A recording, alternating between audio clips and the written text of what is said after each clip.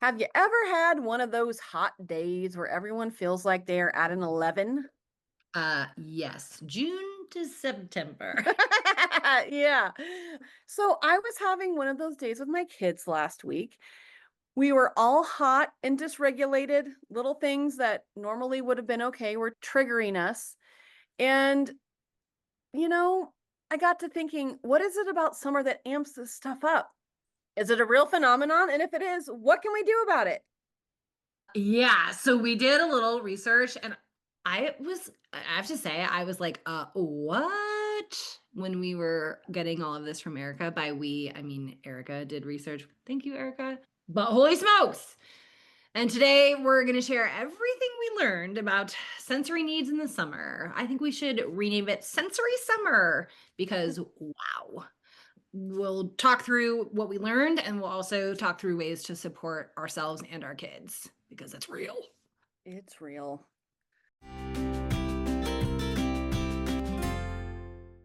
Welcome to Parenting Neurodivergent Humans. I'm Dr. Morgan Beidelman. I'm a psychologist, former teacher, parent to two kids, one of whom is neurodivergent, and I am neurodivergent myself.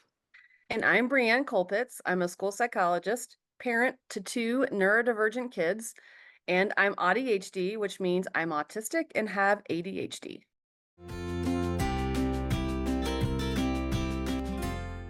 Okay, so there are two parts to this: summer and sensory needs. And man, sensory needs in the summer, whew, it's a lot. There's actually some really interesting stats about how human behavior changes in the summer. Basically, it's hot, which makes it easier for tensions to run high, combined with more free time for many, more hours of light, and more time out in public. This is at the extreme end, but this is often talked about in terms of crime stats. So we're going to get extreme here. Every type of violent crime increases in the summer. And some Okay, when studies, we read this, I was like, mind blown. I was like, what? right. Yeah, we don't do well when we're hot, as it turns out. So As a species. yes, yes. Some studies show that up to 80% of mass shootings, which is like where three or more people are injured, those happen in the summer. And it's called summer influence in crime stats. Scientists have explored why this happens and have found that hot weather increases body temp, heart rate, and blood pressure, which makes regulation harder. So our bodies are actually more on edge because of how our body is dealing with heat. Then we have sensory needs. We know that many neurodivergent people have increased sensory needs. This means that we're more sensitive to sensory inputs and outputs, touch, taste, smell, sound, and visual stimulation. Wearing noise canceling headphones because of our noise sensitivity and liking to jump into crash pads for the physical impact are very different things, but they're both sensory needs.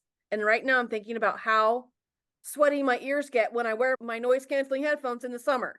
Oh my gosh. I was just thinking the same thing. And I was like having a reaction even as you were saying it because I was like, I don't like it. I The don't like. worst, the worst. Yeah. Oh man. Okay. So combining these things, it is not in our heads. Increased sensory needs are absolutely a real thing. So let's talk about some of the common pain points, whatever that thing is, and what we can do to support ourselves and our kids so we lose our just a little less. Okay, so first, let's talk heat and hydration. These two things go hand in hand because hydration is key for our bodies to deal with heat. The better hydrated we are, the better we can deal with heat. So, for the neurodivergent folks, this is sometimes an extra thing because many neurodivergent people, or I should say, some neurodivergent people, are more sensitive to heat. But along with this, they also can be less likely to like notice their body cues and maybe not notice that they're feeling hot until they're overheated, particularly in times of hyperfocus. The same thing goes for hydration. So some neurodivergent people struggle with drinking water or following their body cues, even at baseline, like even when they're not really hot or overheated. And the thing about this is hydration can be sneaky because if we're not hydrated, there's like a level of that we kind of deal with and manage, but it's it there's like a little bit of a delay, and then all of a sudden we feel the effects of not being hydrated. So the best thing for hydration is to be doing it consistently early. And what do neurodivergent people struggle with? Consistency, Uh-huh. among I feel like other this things. whole episode is a call out. I'm just like, I'm gonna stay on mute over here. I know. I'm like, you know what I need to do? Hydrate. Let me have some water. I mean, like, seriously. Like, oh, yeah. And so heat can exacerbate the need to drink water, but it's already sometimes a struggle of us. So it's like chicken or egg, right? They Yeah, have yeah. a relationship with each other. Misters can be great for automatic cooling. Just having them come on, like when you're outside, like just having them set up can be a really good way to combat this. Another one is making sure that you have something that's enjoyable to drink. Like, I cannot drink plain water to save my life. I don't know how I lived through childhood. I don't ever remember drinking water once. I don't think we drank water in the 80s and 90s. It's like a new Unless thing. it was out of a hose, I do not remember drinking water. I remember drinking it when I was washing the dog because I would Yeah. like spray the Mhm. dog and then like spray myself. But other than that, I was drinking like Capri Suns and stuff like that, and Hansen soda from Sam's Club. Anyways, I digress. But to actually stay hydrated and not have colossal meltdowns, setting an alarm to help you drink water at a consistent time period, I think would be a really good idea. Flavoring your water if it's hard to remember to drink it. Also, of course, like I said, like having misters and things like that so that the coolness can be absorbed through your skin. All really good things. So basically, stay hydrated. Yeah, here's a hack. If you have one of those like speakers that talks to AI and you could set alarms and stuff, you could program it to set alarms that's like, whatever your family is, like Jones family, take a drink of water. Like it could just be like a family challenge and it's not coming from you, the Mhm. parent, which takes away the fight oftentimes. When robots tell people to do something, especially kids, they often listen. Mhm. You can pair water drinking with, like, a 1-minute dance party or, like, or set it up as, like, everybody's like, "Doo doo, everybody stop and drink water," and then it is everybody, adults included, because we need water too. Yeah, and takes the dynamic out of it. Not above setting alarm to drink water. Mhm. All right, so let's talk about clothes. Just talking about clothes on sweat makes my skin crawl, honestly. Oh, me too. So yeah, sensory issues with it are real. Sensory issues from clothes are, of course, a year-round thing.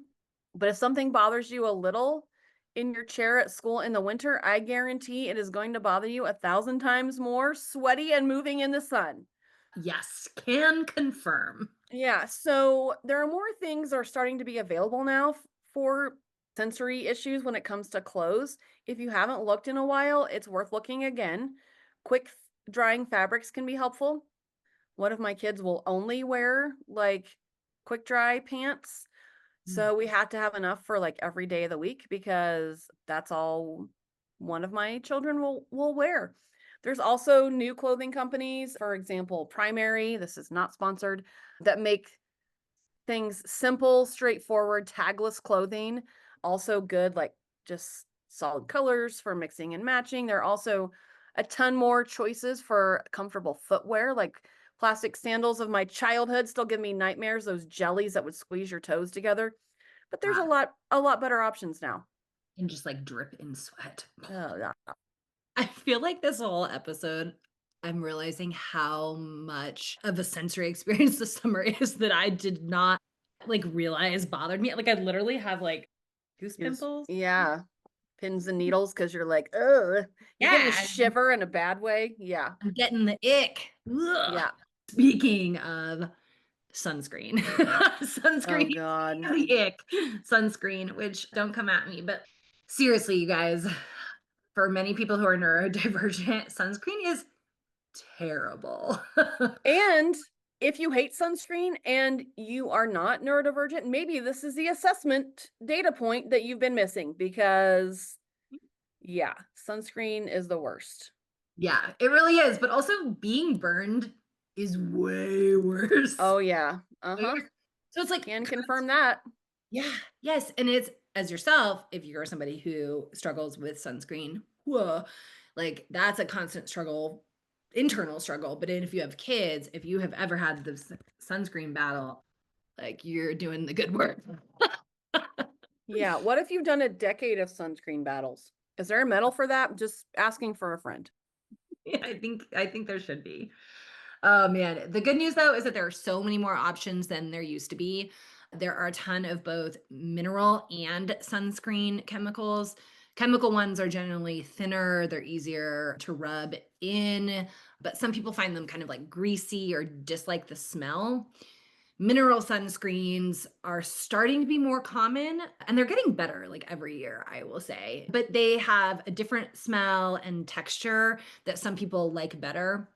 They can be harder to rub in though, and some brands can leave like a white cast, like a little like white film, especially on darker skin tones. So like there's the way that it can sometimes feel, but also, it's like how we apply it. So man, like when you're a kid and we used to have the sunscreen in this like pink bottle with blue writing. I Now I like want to know what it was. Or like the one, maybe it was Copper Tone Kids. The one that was like the little girl and the dogs like pulling down the bathing suit. That's Yeah, was that's a Am I remembering weird. that correctly? Yeah, and it's still that, and it's like, what? Anyway, Huh. Well, that's a different thing. yeah, But anyways, I remember like the feel of that. Bleh, yeah, okay, I'm gonna move on. But we all know what I'm talking about here. If you have a reaction like I had or your child does, know that there are more options now. You can do spray sunscreen, so just like psh, like you're doing hairspray, but it's sunscreen. You can also use like hands-free applications, and for your face, you can do a stick one to avoid like rubbing, which is really nice. Or there's a powder sunscreen that goes on like with a makeup brush kind of looking thing. If you don't mind moisturizer, but you don't like sunscreen, my hack for this would be to look for a face moisturizer that has an SPF in it instead of going to the sunscreen aisle. It's like a 2 for 1. You get your moisturizer and your sunscreen at the same time. And I don't know why, but they feel like they've done a better job at making the sunscreen less obvious in right. like face lotions. Yeah, and then another way to like reduce the sunscreen use. Look, we're pro sunscreen, okay? Super pro sunscreen. Yeah, skin Absolutely. cancer is bad. And Yes. we also accept that it's a sensory nightmare for many of us. And so, maybe you're trying to think your way around that and you got to find maybe clothes that have SPF. Those exist now. So like big wide brim hats that cover, the neck and face with a little strap that keeps the hat on. We got those. The SPS shirts that for playing outside or like rash guard tops for swimming all greatly cut down the sunscreen battle. And if you're living that, then it's worth it. If you're interested in trying anything of the things that we've mentioned, Erica's going to put a link in the show notes with a little list of some of these things. If you're like, what? Hands-free sunscreen? We'll have that in the list so you can check it out. I'm not sponsored, just want you to be able to quickly find resources. If you have any favorites we missed that work for you and your kids, let us know and we will add them to the list for sure. We got to help each other out, y'all. Yeah, we're in this together. Yes. Summer, summer neurodivergent people unite. Yes. Yeah, for real. Yeah. Thank you guys for listening. We'll be back next week to talk about fun ways to target academic skills in the summer and hopefully reduce that battle in your home. Please make sure to subscribe so you don't miss it. And if we are a good fit for you, follow us on Instagram. Dr. Morgan is at Dr. Morgan Beidelman, and it's Brianne Colpitz. And don't forget, you can find the podcast on YouTube, and we're on Patreon now. If you want to contribute to the cast, you can go over there. Yeah, you'll find us at Parenting Neurodivergent Humans. As always, if you have a question or topic you want us to cover, send us a note. You can message us on Instagram or use the Google form in the show notes. Thank you to our editor and producer, Erica Carpenter. We appreciate you. Oh man, My head just started singing a song because of the way that you said that. Anywho, thanks for joining us. See you next week. Bye. Thanks for being here.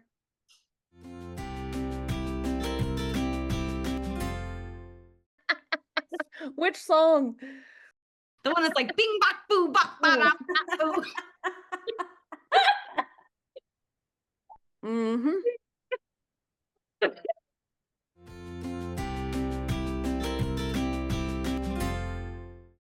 Just a quick disclosure, this podcast is for educational purposes only.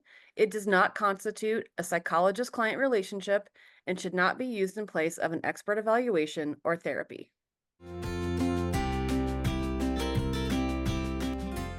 Remember the old board shorts that were plasticky and like rub your poor little legs raw? Oh, Yeah. God. The 90s. What a time to be alive. They had like the mesh insert. I hate shorts. I feel like these episodes, like all of these episodes were written for me because I'm like, I'm doing summer wrong and these are really helpful. So